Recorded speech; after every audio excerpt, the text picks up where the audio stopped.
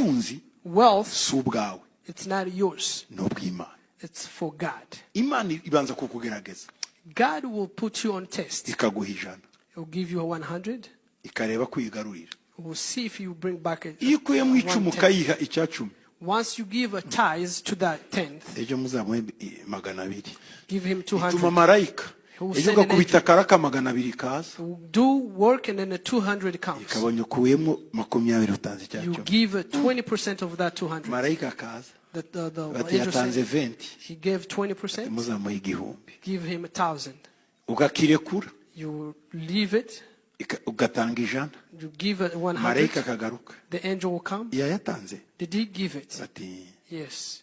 satani akabaraje, The devil will come. bati banza umwima yandi turebe ko azakomeza gutanga, Hinder him atazicuza to- n'akakajana yatanze. Hinder him to gain more money, and then he will regret why he offered. Agakirize kakaza, And then he will face a crisis. satani akaza mu bitekerezo, The devil will come in your mind. wibaze kakajana ito gatanga ndikaba kakuramiye ubu, If you did not give the 100, this 100 will come save you. akakurwanya mu bitekerezo, ukarara utekereza akajana, kandi mu by'ukuri ibibazo ufite si iby'akajana. Truly, they will disturb your mind to the point where you say the problem you have will not be solved. Ariko by ukanga 100. mu izina rya Yesu, But you refuse or rebuke in the name of ugakomeza Jesus. usenga. But you pray. Ejo umuntu akaza akaguha amadolari 10, The other one will come to give you ufite $10. imyenda ya 200, You have $200. ukajya 9 ugatanga kamwe. You ate, consume the 9th, and give it the 1%. Imana igahamagara satani And then say, ngo God will wabonye call kirize him. wamuteje, Do you see the crisis you made this person? namuhaye akadolari 10, I gave him $10. yakuyemo rimwe, They took out one. tafashwe n'ibintu uyu. This person is not Uyu ntabohwa n'ibintu. is not tangled to the Miliyoni wealth y'amadolari ku material. ikonte y'ejo, 1 million is his account. ukabona aryamyeho. You will see those 1 million. Bamwe bagasara bakazamura amaguru n'amaboko, Some will go crazy, raising their hands. ariko undi mbere yo kuyakoresha, And one person, before they use the money, wa undi wamenye Imana, the one who knew God, ahita akuramo ibihumbi 100 direct, they will take 100,000 icyacu. as a tithe. Uyu nta kuntu Imana izamuha miliyari. There's no way this person will Ariko not be bamwe blessed. tubona uduhumbi 100, ugasara umutwe ugapayuka, ukamenya amagaraje yose abaha, ukibaza imihanda ucamo, ugasara umutwe ugapayuka neza, ugasohoka utasokoje. Byagenze gute? Uduhumbi 100 turyamye hariya, umutego gusa Imana yaguteze, agatego gatoya. Bavandimwe, Brethren, Imana izaduha ubutunzi bute? God will give us wealth N'umutima wo kwirata, with a pride heart. n'umutima wo kumva wakandagira abandi wagize ibihumbi. You can overstep others because you have means. Uhita wumva ibiro byaje ufite ifaranga kuri konti, donc ibiro biraza ukabyumva neza nawe, You- no you gukandagira feel- ukaza uyu ni njyewe emayi ugira kanezero utazi yo kavuye, uzi ko ufite ifaranga kuri konti, ukareko niki cyane mfite duhumbi kuri konti, ako kanezero. You will gain weight, you will be full of joy because of the money your mind is reminding you, I have 10,000 on my account. I have this 100,000 on my account because of sake of those money. Amafaranga Money, ni meza it's good. iyo Once wayakoresheje you neza, have used it as a tool. ni mabi It's evil iyo yagukoresheje. once the money has used you. Niba utagukoresha, How money use you? niyo kudikita ibyo ugura. It dictates you what to buy. Wankuyemo ukafata kariya kenda, wankuyemo ukagura kariya karato, wankuyemo ukagura iriya modoka, kandi utayafite ntubona niyo modoka, wigendera n'akabiriti kawe ugataha ukagaruka. Ni ryari uzagira miliyoni ariko ugakomeza akabiriti kawe kakamodoka? Ni ryari? Icyo gihe uzabaho mu buryo buri low profile ariko ukomeye.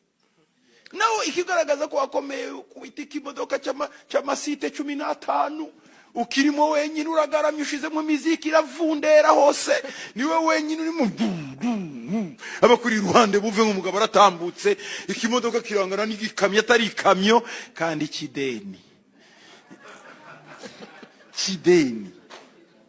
nigishake kibe wanakishuye, kuko ibyo bihumbi 300 utahaguruka ngo ugende muri Zambia, ugende muri Tanzania, ugura amahegitare, uhahinga ibigori, uhahinga ubunyobwa, kweza umweru umwe wonyine uzagurisha miliyoni.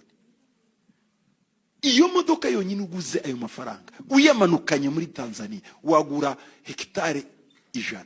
Izo hegitari 100 nikushiraho cabbage n'amashu, urakora gusa amashu yonyine cyangwa ibishyimbo by'umweru, umwaka umwe wenyine uzabugeze kure. Umusore w'umuzungu bagiye muri missionase, baba missionnaire ageze bati ngiye sintaha kubera ikete papa n'ubukene bwacu wendeka ise batoya mwana wanjye dutaha. Umumissionnaire bahanga California akundanye n'umukobwa w'umutanzania kazi, ati umugabo kugira ngo abone ibyango mu barimo barubatse, umwana hinga udushimbo tw'umweru tungana gutya.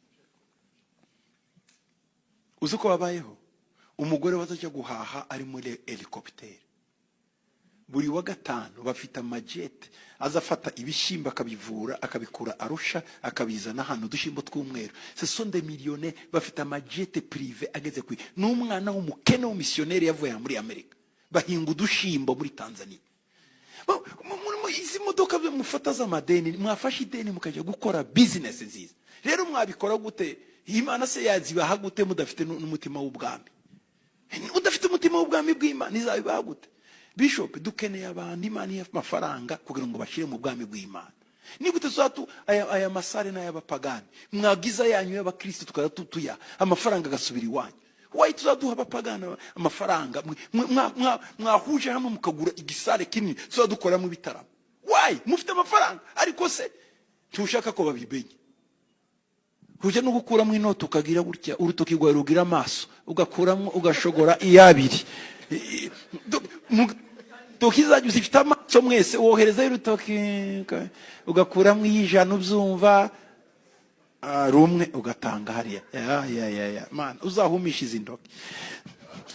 Umva amabwire bene data, Imana ishaka kuduha amafaranga ariko yabuze abagabo n'abagore babizerwa. Ubwami bw'Imana kugira ngo tuzafate isi no kugira abagabo badafite selfish, abantu batikunda bakunda ubwami bw'Imana. Aho ne tuzayifata, ariko nyine bakeneye kwigishwa. Bakeneye kwigishwa. Nitugira amafaranga tugakorera abantu tukadiscipleshinga abantu tukabigisha, tuzafata ibihugu nka Yoshua.